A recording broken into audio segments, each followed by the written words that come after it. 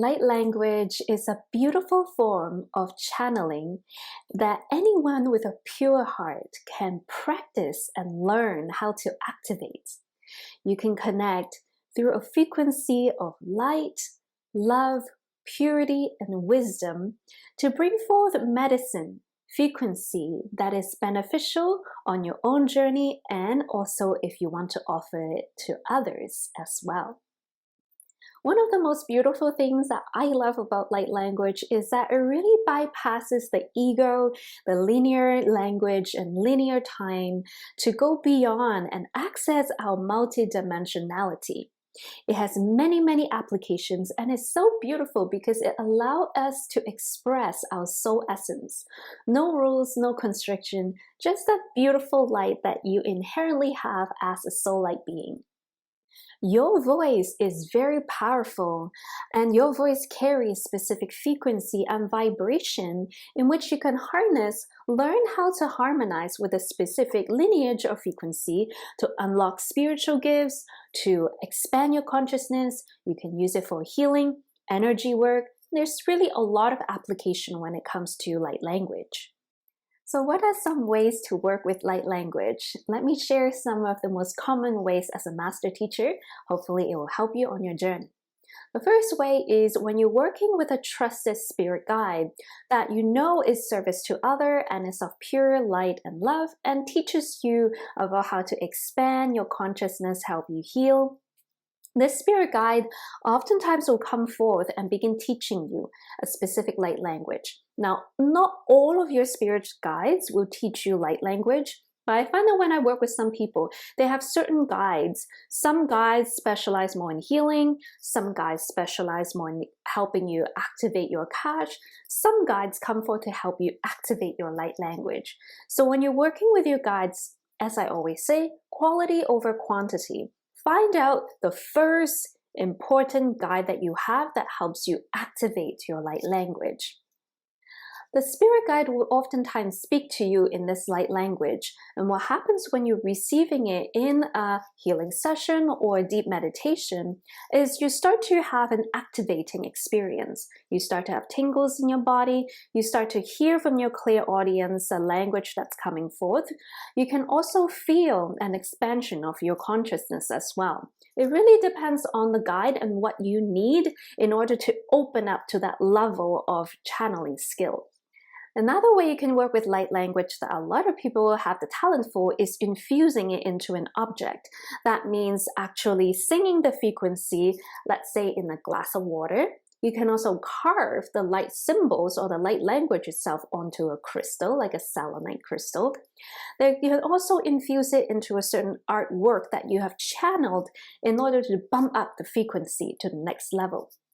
The third way a lot of light workers that I work with, when I see them working with light language, sometimes they don't even fully understand it yet, but they work with these symbols and grids in their light body. And so through my third eye, when I'm watching them, when I'm guiding them, activating them, I can see these symbols in their body.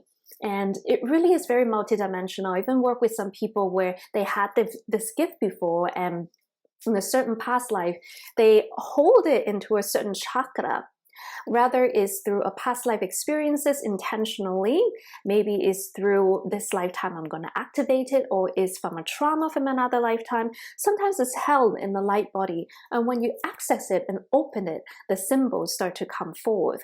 And then your guides, your higher self is going to train you how to use these symbols, how to infuse them into your grid work through practice. Now, the term light language as well can make it seem like the only way that you channel light language is if you sound like you're speaking a light language. But light language can also be sung like a song. It can be spoken like speech. It can be a chant as well, that a specific frequency repeats itself. But when it repeats itself, it amplifies like a vortex, like a wheel of light. It creates a momentum and it amplifies and expands that power more and more as you chant it. You can also have other ways of humming that frequency, tuning that frequency as well. So everyone's light language can be different. And even if you're just one person, you can access many frequencies and lineages of light language. So try not to judge how the language comes out, how it should sound or must sound. And I'll give you an example. When you go on YouTube and you search up 528 hertz music, there's all types of tracks out there, but the underlying frequency are all 528. So that's why you cannot compare your light language or your song to someone else, because it's different. We all have a different soul essence, different Akashic records, different spiritual gifts. So honor the uniqueness of your own light language. What does receiving light language feels like? Depending on your clear, depending on what you need at that time and who you're working with. So oftentimes some common sensations is a sensation of warmth. Sometimes it can feel like energy rising up your body. Other times when I work with people and I listen and train my students, some students, their light language moves like waves. So as they speak, you feel this wave of energy coming in. Some other students also have talents in releasing energy. So when you listen and receive, you feel these energies moving out of your body. And so it depends on the channeler and the innate gifts. If you're very clairvoyant like myself, you can also, when you receive light language, see images, visuals, and all types of different light as well. I like to tune into, when I first work with my student, their light body, and I ask them to sing their soul song or chant their light language, and I'll just observe with my third eye to see what frequency are they innately really good at. It gives me a really good insight of what their innate natural gift is, and when I share that with them, it can help them now work on the other areas of their channeling. With some channelers who are very clear cognizant as well, when you listen into their light language, you can also feel a sense of consciousness expansion. It is as though you're in the same room, sitting with an ascended master, and the way you look at life, the way you see yourself, the way you see a certain situation that might be bothering you, all of a sudden shift, and it changes your perspective like a hologram. You are now in a different state of being. You're no longer in that same state of ego, same state of linear mindset, but you're much more expanded. You're calmer, more peaceful, and as an effect, releasing some depression, anxiety, and anger. So what can channeling light language look like? Now, this depends on its application, but I'll give you a few examples. So number one is you can infuse light language into energy healing modality like Reiki or breath work. And some light workers, we can work on people's aura with energy healing. And sometimes when we take energy out of the body, like old stuckness, blockages, using light language can be helpful sometimes because it helps activate our higher consciousness, our gifts, our certain multidimensional self. For example, those of you that have watched some of my other videos know that I've talked about how I activated my Lemurian priestess self. So when I activated her, there is a certain frequency that I work with in my light language that works very well in energy healing and balancing the body.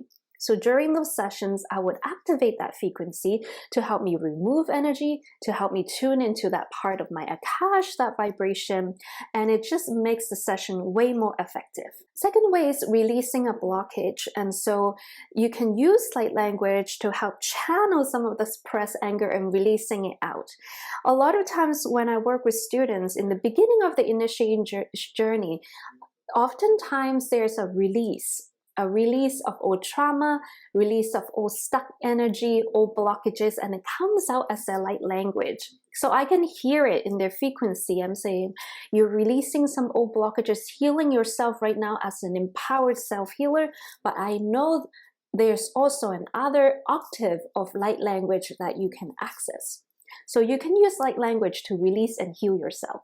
You can also use light language to attune to a specific group consciousness as well. For example, if you work with a group of guides, the 9-dimensional Pleiadians of light, if they are your guide to help you activate your light language, using the light language and speaking to them with that light language help synchronize your frequency and consciousness as one. So as an effect, it becomes easier for you to bring down that frequency, and it also helps you become a better messenger because now you understand you're in the frequency and you can translate the frequency a lot more easier. You can use light language to activate a specific spiritual gift, access Akashic memories.